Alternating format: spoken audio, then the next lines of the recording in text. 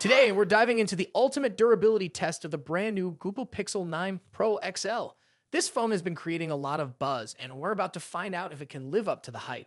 Big shout out to Zach from Jerry Rig Everything for putting this device through its paces. Now, let's see how this flagship holds up in the real world. Google has finally unveiled the Pixel 9 series after months of leaks, and the Pixel 9 Pro XL is the star of the show. Right out of the box, it's clear that this device is a head-turner. The Pixel 9 Pro XL arrives in plastic-free packaging, a step forward in Google's sustainability efforts.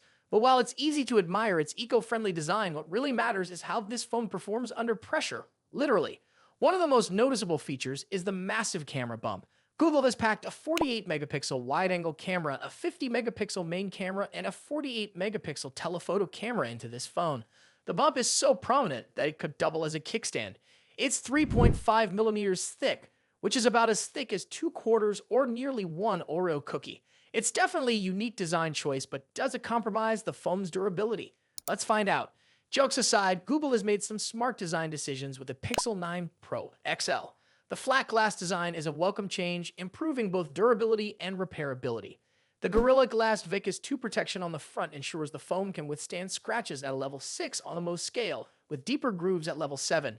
This means the Pixel 9 Pro XL should be able to handle everyday wear and tear without too much trouble. Another impressive feature is the 42-megapixel front-facing camera, which is protected by the same durable glass. With 7 years of security and software updates promised by Google, it's clear that durability was a key consideration in this phone's design. Google has also made strides in making this device more environmentally friendly. The frame is constructed from 100% recycled aluminum, and while the rear panel is made of soft-touch matte glass, a case would definitely help protect it for the long haul. If you're someone who likes to keep their phone for several years, the Pixel 9 Pro XL could be a solid choice. Moving on to the buttons and ports, the Pixel 9 Pro XL features anodized aluminum buttons, a metal SIM card tray, and a 45-watt USB-C charging port. The charging speed is twice as fast as the iPhone 15's 20-watt port, a significant upgrade from last year's model. Zach did note that he accidentally stabbed the microphone hole during the test, so we'll have to wait and see if that compromised the water resistance. The Pixel 9 Pro XL boasts a 6.8-inch 120Hz Super Actua display with a peak brightness of 3000 nits, which is incredible for outdoor visibility.